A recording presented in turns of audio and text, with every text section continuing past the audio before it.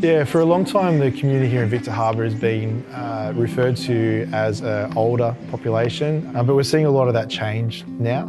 We're seeing a lot of younger families moving to the area and the demographics are changing significantly. Needs down here, there's often homelessness and family violence that is spoken about. We find that isolation and loneliness are big issues, anxiety, depression. People are really struggling in those areas. The basic costs of living, and we're seeing people every day in those sort of situations.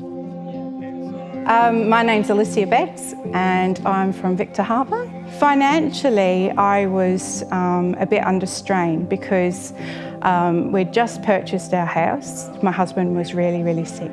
It led to the point where I needed some help in food and groceries, and I reached out and I was able to speak to Kylie and Nathan and just give me advice on where to go and who to turn to help me out of that black hole that I was sinking in. They were just amazing. Like, it wasn't a problem. Like, I wasn't a burden to anybody.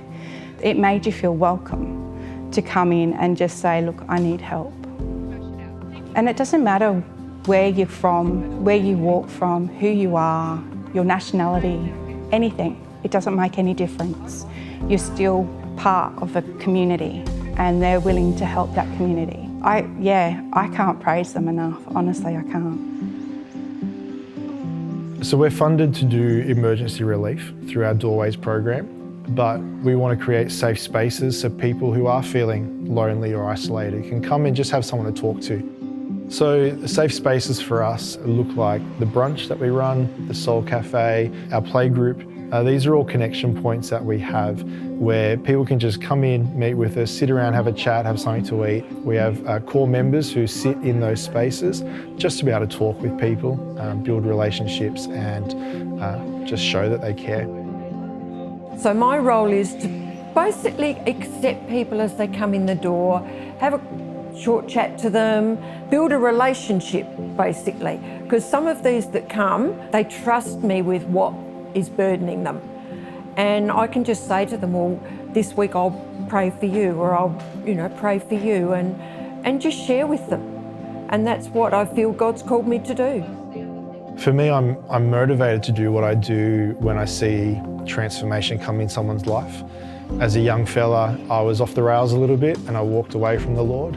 And people invested in me and loved me and cared for me, and that's what brought me back. I want to be able to do that for others. I've seen what transformation can be achieved in people's lives, and I love to see people just living life to the full and experiencing life in its fullness. And so I'm motivated to share the love of Jesus because Jesus transformed my life, and I want that for others because Jesus loves us and he cares about us, and that's the most important thing for people.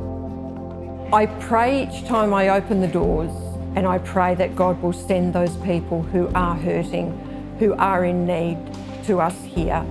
I've just got to rely that God's going to bring them, that he's the one that's going to bring them here. He's the one that's going to change their lives, and we're just here to do the handwork that he wants. Our vision for this place is to be a community hub. We want to see more and more community getting to know us and building relationship with us. But we also want to be taking people on that faith journey. We want people discovering who Jesus is and the part that he wants to play in their life. He wants a relationship with them.